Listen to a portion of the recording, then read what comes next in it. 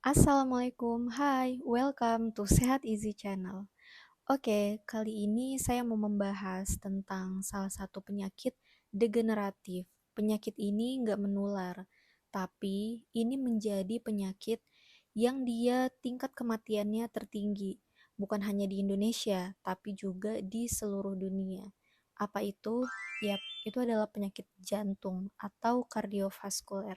Penyakit jantung adalah penyakit degeneratif yang tidak menular, yang dia terjadi kenaikan kematiannya setiap tahun. Dari tahun 2013 itu 0,5% sampai ke 2018 itu naik jadi 1,5%. Wah, itu lumayan signifikan ya. Dan penyakit jantung dan pembuluh darah ini bukan hanya diderita oleh orang tua atau di usia lanjut seperti 40-50 tahunan, tapi bahkan udah bisa dialami mulai dari usia 20 tahunan. Semua ini nggak luput dari akibat pola hidup kita yang salah gitu, seperti jarang makan yang sehat, jarang olahraga, kebiasaan mungkin udah merokok, minum alkohol, stres berat. Ini semua bisa mempengaruhi kesehatan pembuluh darah kita dan terjadi peningkatan serangan jantung di bawah usia 40 tahun, meningkat 2% setiap tahunnya dari tahun 2000 sampai 2016. Penyebabnya adalah penyumbatan pembuluh darah atau aterosklerosis. Oke, nah sekarang kita bahas tentang apa itu aterosklerosis. Aterosklerosis itu adalah penyumbatan pada dinding pembuluh darah arteri. Nah, pembuluh darah arteri ini adalah yang dia menyalurkan oksigen dan juga nutrisi ke dalam sel-sel tubuh kita. Jadi ini peranannya itu sangat penting karena pembuluh darah arteri ini tugasnya adalah untuk mengalirkan darah dari jantung menuju jantung, kemudian ke seluruh tubuh. Nah, ketika terjadi penyumbatan, ini adalah adanya penumpukan plak kolesterol pada dinding pembuluh darah, sehingga pembuluh darah itu mengeras dan juga menyempit, sehingga oksigen dan nutrisi itu nggak sampai ke dalam organ-organ tubuh kita yang membutuhkan. Nah, jadi pembuluh darah arteri juga dia sebagai pembatas atau barrier antara darah dan dinding arteri. Yang ini penting banget supaya nggak masuk agen-agen penyebab penyakit di dalam nutrisi yang lagi disalurkan ke seluruh tubuh kita. Nah, dan perlu sobat sehat ketahui adalah bahwa aterosklerosis ini itu adalah penyakit yang dia jangka panjang. Jadi biasanya itu dimulai dari usia 20 tahunan itu tanpa gejala. Jadi ketika terjadi penumpukan plak gitu pada pembuluh darah, itu sama sekali nggak ada gejala sampai akhirnya dia itu bakal menumpuk gitu, dan akhirnya baru terjadi gejala stroke. Nah, kemudian dari mana sih dimulainya aterosklerosis ini? Jadi ada beberapa tahap penyumbatan pada pembuluh darah. Yang pertama adalah masa disfungsi endotel. Nah, endotel itu adalah pembuluh darah kita. Itu ya, yang dia tuh bentuknya kayak pipa atau saluran. Disfungsi endotel ini tuh dia disebabkan beberapa hal. Pertama karena dia punya hipertensi, diabetes, kebiasaan merokok, kemudian overweight atau dia obesitas. Nah, dan akibat semua itu menyebabkan endotel kita itu rusak. Padahal fungsi dari endotel itu sangat urgen. Jadi, lapisan endotel kita itu berfungsi banyak hal. Itu dia sebagai vasokonstriksi dan vasodilatasi, atau dia berkontraksinya pembuluh darah dan juga melebarnya pembuluh darah. Ini benar-benar dibutuhin supaya tetap pembuluh darah itu elastis dan dia kerjanya itu bakal lebih optimal untuk menyalurkan makanan dan juga oksigen ke seluruh tubuh kita. Kemudian mengatur keseimbangan dalam darah. Nah, jadi sifat darah kita itu kan ada dia antikoagulan atau dia anti penggumpalan. Nah, jadi ketika memang darah itu seharusnya lancar, dia nggak ada luka terbuka, jadi pembuluh darah arteri kita itu bakal mengeluarkan antikoagulan. Nah, tapi dia juga bakal mengeluarkan prokoagulan ketika memang kita itu terjadi luka. Kemudian mengatur respon antiinflamasi. Nah, jadi pembuluh darah kita itu benar-benar hebat, dia bisa untuk sebagai antiinflamasi. Jadi, sel endotel kita itu bakal mengeluarkan sekresi kemokin yang dia itu akan mengaktifkan leukosit atau dia sel darah putih supaya bisa segera menyembuhkan infeksi atau peradangan dalam tubuh kita akibat luka. Kemudian sel endotel juga dia mengeluarkan nitrit oxide. Dia itu yang berperan untuk vasodilatasi atau melebarkan jalannya pembuluh darah. Nah, ketika endotel ini rusak atau terjadi disfungsi, maka bakal mudah banget untuk terjadi penumpukan plak pada pembuluh darah. Nah, dan plak ini itu disebabkan karena kadar kolesterol jahat yang tinggi di dalam tubuh kita, atau LDL dan juga trigliserida. Proses aterosklerosis ini memang dia nggak dalam waktu yang cepat ya, kronis. Ya ada fase yang pertama menimbunnya atau menumpuknya lapisan lemak di dia dinding pembuluh darah atau namanya lapisan intima. Bakal muncul tuh strik-strik, fatty streak, lemak-lemak gitu ya, yang halus yang dia tuh bakal menempel. Karena sifat dari LDL itu adalah dia mudah untuk menempel di dinding pembuluh darah kita. Kita harus memperbanyak asupan HDL. HDL ini dia yang berfungsi untuk mengikat LDL, trigliserida, untuk keluar dari dalam tubuh kita. Tapi ketika jumlah LDL itu lebih banyak di dalam tubuh kita, gitu ya, kadar kolesterol yang tinggi atau hiperkolesterolemia, nah maka ini bakal menyebabkan menumpuknya fatty streak. Nah, karena dia lapisan lemak itu yang dia mengumpul gitu ya, melapisi dinding pembuluh darah kita. Nah, itu bakal menyebabkan leukosit atau dia sel darah putih itu dia bermigrasi, kemudian sel otot polos. Nah, itu bakal melapisi lagi. Jadi bakal lebih tertimbun lagi plak di situ. Dan akhirnya akan terbentuklah namanya sel busa. Jadi ini paduan atau dia perkumpulan antara kolesterol, sel otot polos, leukosit, kemudian ditambah juga dengan kalsium dan trombosit atau zat beku darah, sehingga plak ini bakal semakin keras dan dia bakal terjadi ruptur. Nah, dan fase yang sangat berat ini adalah ketika terjadinya ruptur. Ini bakal menyumbat. Penyumbatan ini bisa terjadi di mana saja. Kalau misalkan terjadi di jantung, maka dia bakal mengakibatkan serangan jantung atau stroke. Jika ini menyumbat pembuluh darah arteri di otak, maka dia akan mengakibatkan kelainan fungsi dari otak atau bisa juga stroke. Jika ini menyumbat di ginjal, maka bisa terjadi anuria. Jadi penyakitnya tergantung dari gumpalan atau trombus ini menyumbat arteri di sebelah mana. Ada beberapa penyebab disfungsi endotel. Yang pertama itu adalah hiperkolesterolemia. Nah, ini adalah kadar kolesterol yang sangat tinggi di dalam tubuh kita sehingga dia bakal menyumbat di pembuluh darah. Kemudian, kebiasaan yang salah seperti jarang makan sayur dan buah, dan merokok, kurang olahraga atau exercise, sehingga bakal menimbulkan overweight atau obesitas. Nah, dan ini juga ditandai dengan perut yang buncit. Ini bisa mengakibatkan penyumbatan tadi pada pembuluh darah, jadi wajib waspada untuk yang punya berat badan berlebih, apalagi sampai perut buncit. Kemudian yang punya masalah hipertensi, diabetes, stres berat. Nah, stres berat ini juga bisa mengakibatkan kerusakan, bukan hanya di pembuluh darah kita, tapi seluruh tubuh kita. Jadi wajib banget di manajemen. Apa aja sih gejala dari aterosklerosis ini? Yang pertama itu adalah nyeri dada atau angina. Kalau dia menyumbat di pembuluh darah arteri jantung kita, itu bakal mengakibatkan sesak, rasa sakit di kaki, lengan. Jadi tergantung di pembuluh darah arteri mana yang terjadi penyumbatan. Kalau dia menyumbat di lengan, maka lengan kita tuh bakal mati rasa, kaku atau kram. Kalau di bagian kaki, maka kaki kita pun bakal kram. Juga ketika jalan, terjadi kram di area pantat dan sering banget kelelahan karena tadi rasa sesak, kemudian rasa sakit di dada, itu bakal mengakibatkan kelelahan walaupun dia aktivitas sedikit. Jika menyumbat sirkulasi darah di otak, maka bakal mengakibatkan seseorang itu kebingungan dan kesadarannya menurun, bahkan kehilangan fungsi motorik dan sensorik di beberapa anggota tubuh. Ketika penyumbatan itu terjadi di otak, maka dia akan mengakibatkan stroke iskemik.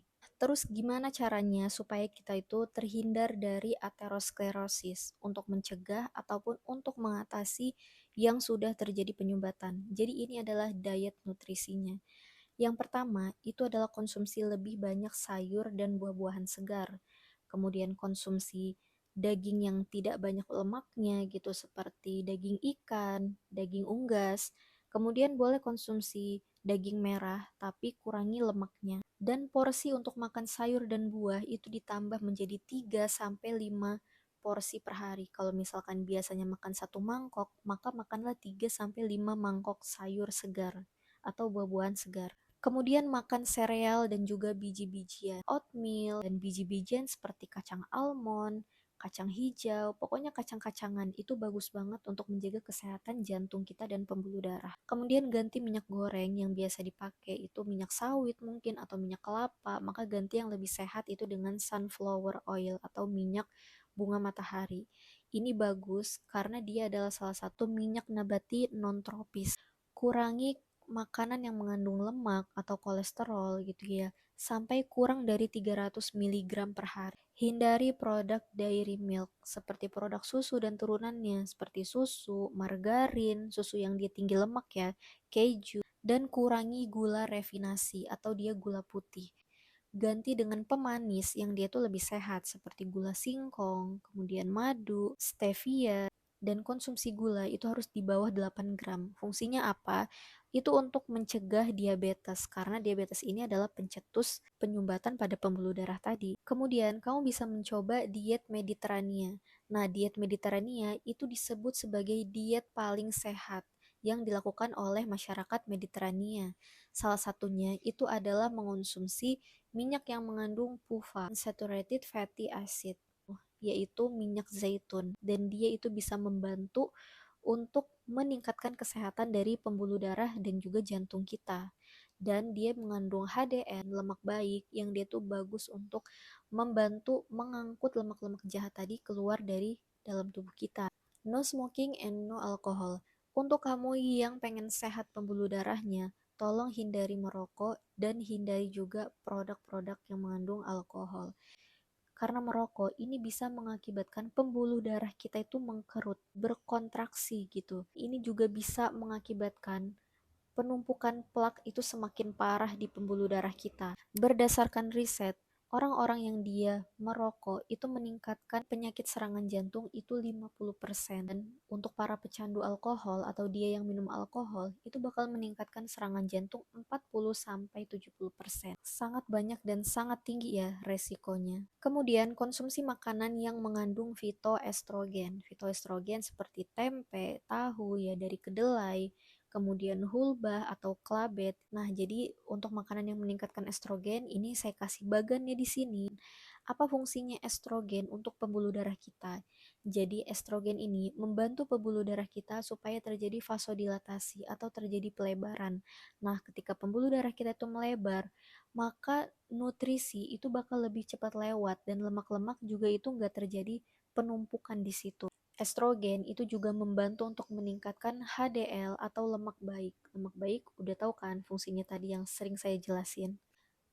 Dan fitoestrogen itu juga mengandung tinggi antioksidan dan juga dia berfungsi untuk sebagai anti trombus atau anti penggumpalan dalam pembuluh darah kita. Kemudian olahraga atau exercise. Nah, olahraga ini penting banget untuk kesehatan jantung kita. Bahkan kalau misalkan ada lemak di permukaan jantung kita, maka itu nggak bisa diobatin dengan obat. Hanya bisa diobati dengan meningkatkan exercise atau olahraga kita. Apa aja sih olahraga yang bisa dilakukan untuk meningkatkan kesehatan jantung? Itu adalah olahraga aerobik. Olahraga aerobik seperti berenang, berjalan, kemudian bersepeda, main bola basket, main volley, itu bisa 20 sampai 30 menit setiap harinya. Itu membantu banget untuk jantung kita lebih sehat. Kemudian, aktivitas yang kita lakukan sehari-hari itu juga termasuk dalam bentuk olahraga, seperti menyapu, mengepel, cuci mobil gitu ya, cuci motor.